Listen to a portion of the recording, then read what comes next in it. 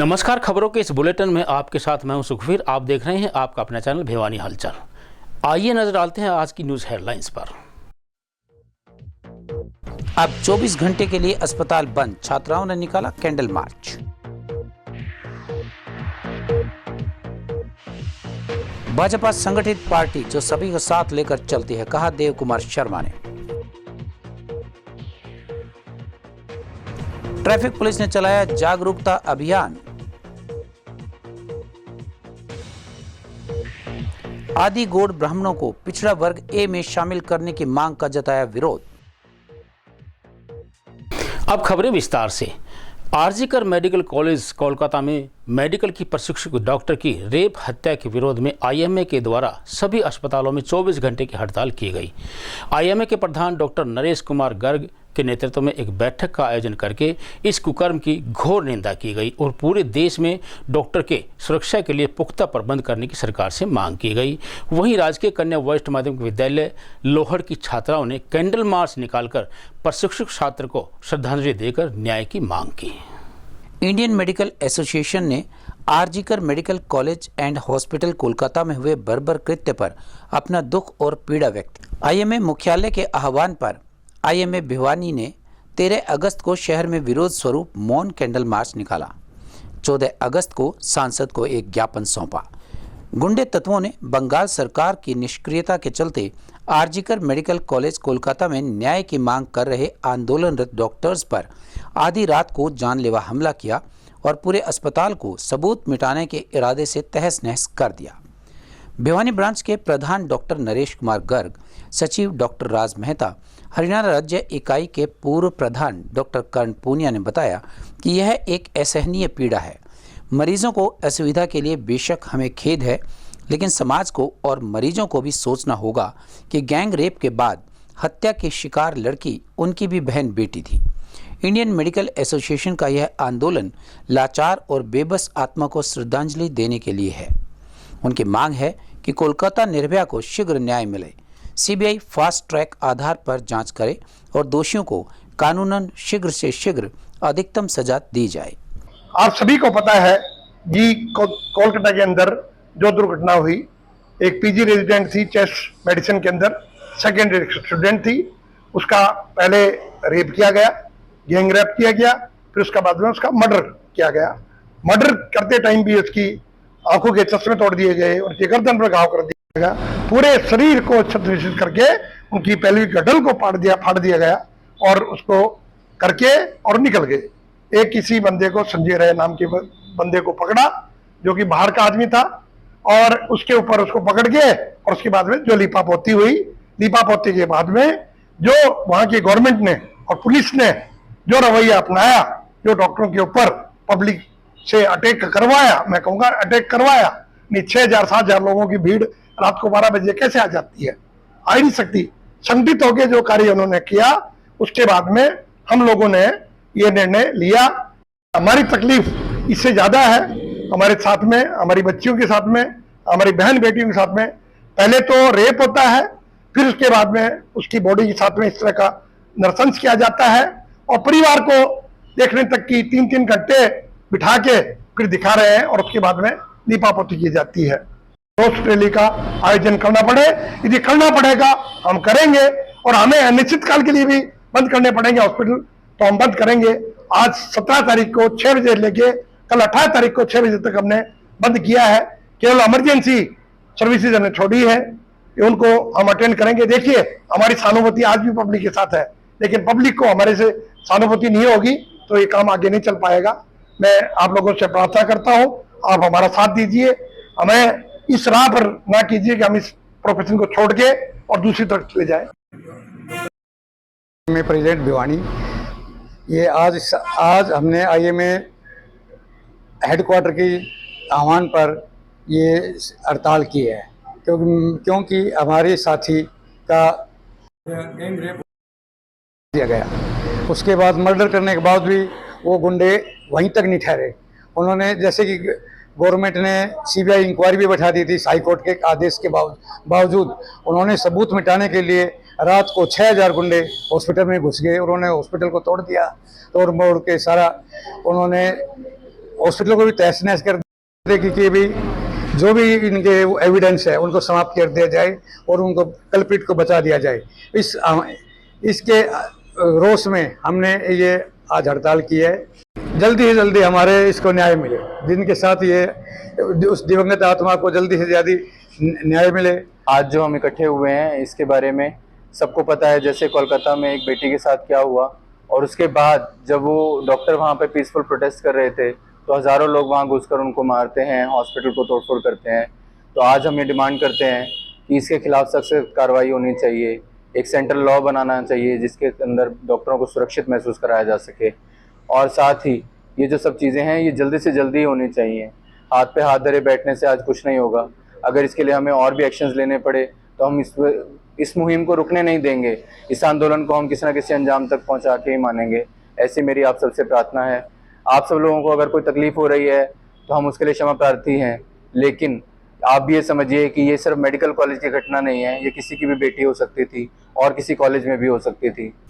वहीं राजकीय कन्या वरिष्ठ माध्यमिक विद्यालय लोहड़ की छात्राओं ने कैंडल मार्च निकाला और प्रशिक्षु डॉक्टर को श्रद्धांजलि देते हुए उसे न्याय दिलाए जाने की मांग की। मैं MBBS की सेकेंड ईयर की छात्रा हूँ। कोलकाता में जो एक अपराध हुआ है एक महिला डॉक्टर के साथ, आज हमने उसके न्याय के समर्थन में बच्चों के साथ एक जागरूकता रैली निकाली है। मोमबत्ती जला के हम अपना रोष प्रदर्शन कर रहे हैं और सरकार से न्याय की गुहार करते हैं कि उन महिला डॉक्टर को जल्द से जल्द न्याय दिया जाए और उन अपराधियों को कड़ी से कड़ी सजा दी जाए। सांस्कृतिक सदन में भाजपा के द्वारा विधानसभा के 500 मंडल कार्यकर्ताओं की बैठक का आयोजन किया गया। हरियाणा बीज विकास निगम के अध्यक्ष देव कुमार शर्मा ने बैठक में कार्यकर्ताओं से आगामी चुनाव को लेकर चर्चा की।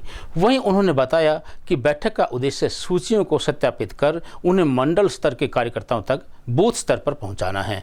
उन्होंने भाजपा को पूरी तरह से स्वदेशी व राष्ट्र को समर्पित पार्टी बताया। भाजपा की भिवानी विधानसभा के 5 मंडलों की बैठक का आयोजन किया गया। बैठक में डबवाली से बीज विकास निगम हरियाणा के चेयरमैन देव कुमार शर्मा उपस्थित रहे। बैठक का उद्देश्य सूचियों को सत्यापित कर बूथ व मंडल स्तर तक कार्यकर्ताओं द्वारा पहुंचाया जाना रहा। उन्होंने बताया कि 16 व 17 तारीख को पूरे प्रदेश भर में इस तरह की बैठकों का आयोजन किया गया है। देव कुमार ने बताया कि भाजपा एक संगठन की पार्टी है जो संगठित होकर आगे बढ़ना सिखाती है और पूरी तरह से स्वदेशी व राष्ट्र को समर्पित है। त्रिदेव बने हैं या कई बारी त्रिदेव कई बारी बीमार हो जाता है, कोई छुट्टी पे चला जाता है, कोई बाहर चला जाता है, तो उनको सारों की जांच कर उस संगठन को पूरा बूथ समिति हमारी पूरी तरह एक्टिव है, हमारा जो मंडल है पूरी तरह एक्टिव है, हमारे मोर्चे पूरे सक्रिय हैं। अगर कहीं सक्रिय में कोई कमी है तो उसको सक्रिय करना।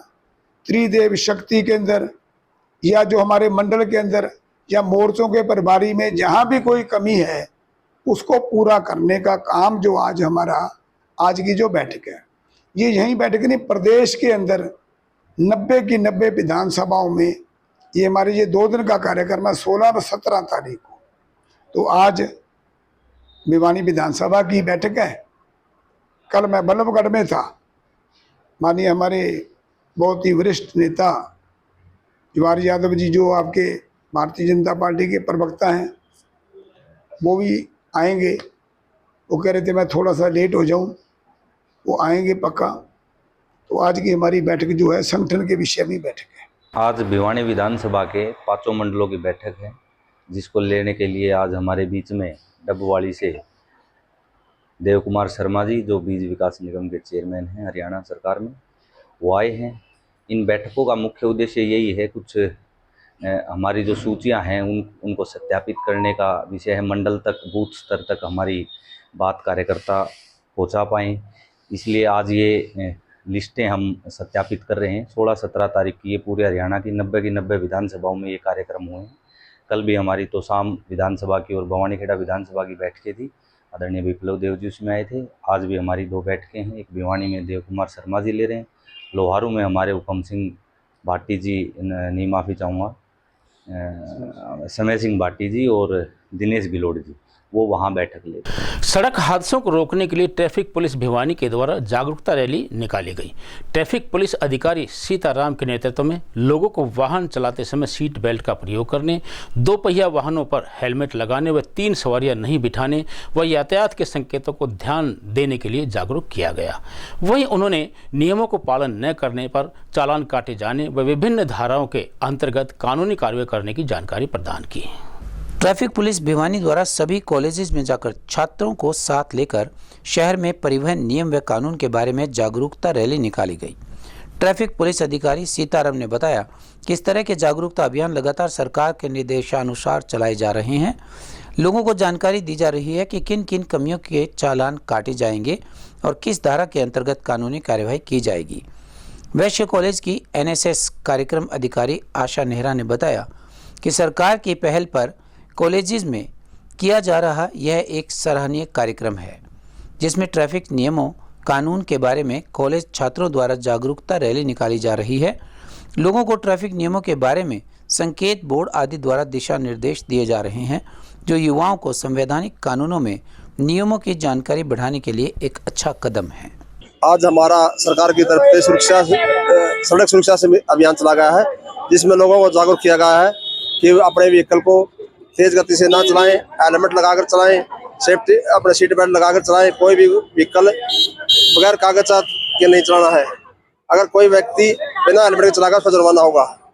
तेज रफ्तार से चलाएगा या अपने बुलेट मोटरसाइकिल पटाखे बजाएगा, साइलेंसर चेंज करेगा, उसका जुर्माना अलग से है। मेरा नाम विजेंद्र कुमार सोनी है, अपना रोड सेफ्टी ऑर्गेनाइजेशन का प्रेसिडेंट हूँ। आज सरकार द्वारा अभियान चलाया गया है जो सड़क सुरक्षा सप्ताह जो चलता हो, उसमें विदाउट हेलमेट और पब्लिक को जिस तरह जागरूक कर रहे हैं और जिस तरह कोई भी वर्डिंग जो लिख के जो घूमते हैं उनको ऊपर शिकंजा कस रखा है। जो बुलेट मोटरसाइकिल के जो साइलेंसर वाले हैं उनको ऊपर शिकंजा कसा हुआ। और जो सरकार की जो पहल है ये बहुत सराहनीय पहल है, क्योंकि युवाओं से जब हम क्योंकि ज्यादा उल्लंघन जो है युवा ही करते हैं, और युवाओं को जागृत करने के लिए हमने पोस्टरों और बैनरों के माध्यम से रैली निकाली है ताकि युवाओं को जागृत किया जाए और जो भी ट्रैफिक नियमों का उल्लंघन करते हैं उनसे बताया जाए कि भाई जो आपकी जान कितनी कीमती है, इसे बचाना है। पिछड़ा वर्ग के लोगों ने आदिगौड़ ब्राह्मण को पिछड़ा वर्ग में शामिल किए जाने का रोष व्यक्त करते हुए हरियाणा पिछड़ा वर्ग आयोग के अध्यक्ष व पूर्व न्यायाधीश दर्शन सिंह को चंडीगढ़ में मांग पत्र सौंपा। पिछड़ा वर्ग मोर्चा के प्रधान सुरेश प्रजापति व पिछड़ा वर्ग कल्याण महासभा के प्रधान अशोक जोगी ने कहा कि आदिगौड़ समाज आर्थिक व सामाजिक रूप से सक्षम है। वर्ष 2012 में किए गए सर्वे के आधार पर यह पाया गया था कि आदिगौड़ ब्राह्मण की सरकारी नौकरियों में भागीदारी जनसंख्या के प्रतिशत से अधिक है, इसलिए उन्हें पिछड़ा वर्ग में शामिल करने का कोई भी औचित्य नहीं बनता। वहीं पिछड़ा वर्ग पदाधिकारियों ने इस संबंध में DDPO भिवानी को एक ज्ञापन सौंपा। पिछड़ा वर्ग मोर्चा के प्रधान सुरेश प्रजापति व पिछड़ा वर्ग कल्याण महासभा के प्रधान अशोक जोगी ने कहा कि वे पिछड़ा वर्ग के अधिकारों व हकों में सेंधमारी को बर्दाश्त नहीं करेंगे। उन्होंने कहा कि मंडल कमीशन रिपोर्ट ने किसी भी जातीय वर्ग व पिछड़ापन को ज्ञात करने के लिए सामाजिक, शैक्षणिक एवं आर्थिक मानकों का प्रावधान किया था। जो जाति या वर्ग इन मानकों में खरी उतरेगी वही सामाजिक पिछड़े की श्रेणी में स्थान रखेगी। उन्होंने बताया कि इंदिरा साहनी केस की जजमेंट की रिपोर्ट में केरला पिछड़ा वर्ग आयोग के मानकों और अंकों का विश्लेषण किया गया है, जिसमें 80% अंक सामाजिक पिछड़ेपन, 10% शैक्षणिक व आर्थिक पिछड़ेपन को दिए गए। उन्होंने बताया कि इसी प्रकार हरियाणा पिछड़ा वर्ग आयोग ने भी वर्ष 2023 में पिछड़ा वर्ग ज्ञ की श्रेणी हेतु इन मानकों का प्रयोग किया था। उसमें आदिगौड़ ब्राह्मण व ब्राह्मण को एक दूसरे की उपजाति बताया गया था और तय मानकों में से 90 में से 45 अंक भी नहीं ले पाई थी। मास्टर अशोक जोगी है और मैं पिछड़े वर्ग का जिले भिवानी का प्रधान हूँ। जैसा कि हमें संज्ञान में आया है कि गौड़ ब्राह्मण जो है वो BCA में आना चाहता है, जो बिल्कुल निराधारी गलत है। BCA के पास पहले ही कुछ नहीं है और ये आ जाएंगे तो BCA को कहीं भी कुछ नहीं मिलेगा। 8% मुश्किल से सरपंची में मिला है ना, क्लास 1-2 में है। तो हम जो है ना इसका पुरजोर विरोध करते हैं कि BCA में किसी प्रकार से आदिगौड़ ब्राह्मण को नहीं आने दिया जाएगा, नहीं आने दिया जाएगा। हाँ, ज्ञापन दिया। ज्ञापन हमने इसलिए दिया है जी कि मतलब पिछड़े वर्ग में, अति पिछड़े वर्ग में गौड़ ब्राह्मण समाज आना चाहता है और जो आयोग बैठा हुआ है पिछड़े वर्ग का उस आयोग को मतलब ये सरकार का बिठाया हुआ है और सरकार ही उनको देना चाहती है। आयोग नहीं देना चाहता, सरकार देना चाहती है। सरकार आयोग के ऊपर जो नेतृत्व करे, जो लोग बैठे हैं जिम्मेवार, वो सरकार के बिठाए हुए हैं। तो कहने का हमारा तात्पर्य ये है जी, हम किसी भी बिरादरी के खिलाफ नहीं है। वो अपना आरक्षण मांगे, अलग से मांगे, कितना मांगे, हमें कोई इतराज नहीं। हमारा दिया है आरक्षण पहले ही बहुत कम है। हम तो 52%, हमारे को तो मिला है 27% है, तो हमारा तो पहले ही बहुत कम है। इस कम में भी और लोग एंट्री करना चाहते हैं। सरकार साजिश के तहत करवाना चाहती है। ये नहीं गौड़ ब्राह्मण अकेले चाहते थे कि हम उसमें जाएं, नहीं, सरकार की साजिश है यह। इसलिए हम इसका विरोध करते हैं। अगर सरकार नहीं मानी या संस्था या मतलब ये आयोग नहीं माना तो हम मतलब संघर्ष करेंगे, रोड पे बिल्कुल रोड जाम करेंगे। और अब एक खबर चलते चलते, हरियाणा में विधानसभा चुनाव की घोषणा हो गई है। यहाँ 90 विधानसभा सीटों पर एक ही चरण में चुनाव होंगे। मतदान 1 अक्टूबर को होगा और मतगणना के लिए 4 अक्टूबर तय की गई है। चुनाव में ऐलान के साथ ही राज्य में चुनाव आचार संहिता लागू हो गई है। आचार संहिता में सरकारी योजनाओं और कार्यक्रमों की घोषणा नहीं हो सकेगी। मंत्री, सांसद सरकारी गाड़ी का प्रयोग नहीं कर सकेंगे। सरकारी योजनाओं के बैनर, पोस्टर सरकारी वेबसाइट से मुख्यमंत्री, मंत्रियों, सांसद व अन्य राजनेताओं के पोस्टर हटाए जाएंगे तथा किसी भी प्रोजेक्ट का शिलान्यास या उद्घाटन नहीं हो सकेगा। नामांकन के लिए गजट नोटिफिकेशन 5 सितंबर को होगा। इसी दिन से नामांकन शुरू हो जाएंगे। नामांकन भरने का अंतिम दिन 12 सितंबर होगा। 13 सितंबर को नामांकन पत्रों की पड़ताल होगी। 16 सितंबर को नामांकन वापस लिए जा सकेंगे। मुख्य चुनाव अधिकारी ने कहा कि हरियाणा की 27 अगस्त को फाइनल वोटर लिस्ट जारी होगी। जिन्होंने वोटर कार्ड नहीं बनवाए हैं उनके पास अभी भी समय है। हरियाणा में 10,321 मतदाता 100 साल की उम्र से ऊपर के हैं जो अपने वोट का प्रयोग करेंगे। हरियाणा में कुल मतदाता 2 करोड़ 1 लाख हैं, जिनमें से 1 करोड़ 6 करोड़ मतदाता, 95 लाख करोड़ महिला मतदाता, 4,52,000 युवा मतदाता पहली बार अपने वोट का प्रयोग करेंगे। हरियाणा में 40,95,000 युवा मतदाता हैं। विधानसभा की 90 सीटों में से 73 सीट सामान्य वर्ग से तथा 17 सीट आरक्षित वर्ग से है। पूरी देश में पहली बार स्लम व मल्टी स्टोरी हाउसिंग सोसाइटी में पोलिंग स्टेशन बनाकर रखे जाएंगे। इनमें गुरुग्राम, फरीदाबाद, सोनीपत शामिल हैं। यह शहरी इलाके हैं। सभी बूथों में पीने के पानी, मेल फीमेल बाथरूम, कतारों में खड़े लोगों के लिए शेड की व्यवस्था होगी। इस बार 85 से ज़्यादा उम्र के लोगों को घर से वोट डालने की सुविधा मिलेगी। इसमें पॉलिटिकल पार्टी के एजेंट्स साथ जा सकेंगे। इसमें वीडियोग्राफी होगी। चुनावी समय में ड्रग्स और शराब को लेकर सख्ती से कार्रवाई की जाएगी। सभी 20,629 पोलिंग स्टेशनों पर CCTV कैमरे लगाए जाएंगे। और अंत में फिर से एक नज़र आज की न्यूज़ हेडलाइंस पर। अब 24 घंटे के लिए अस्पताल बंद, छात्राओं ने निकाला कैंडल मार्च। भाजपा संगठित पार्टी जो सभी को साथ लेकर चलती है, कहा देव कुमार शर्मा ने। ट्रैफिक पुलिस ने चलाया जागरूकता अभियान। आदि गौड़ ब्राह्मणों को पिछड़ा वर्ग ए में शामिल करने की मांग का जताया विरोध। अब मुझे दीजिए इजाजत। देखते रहिए आपका अपना चैनल भिवानी हलचल।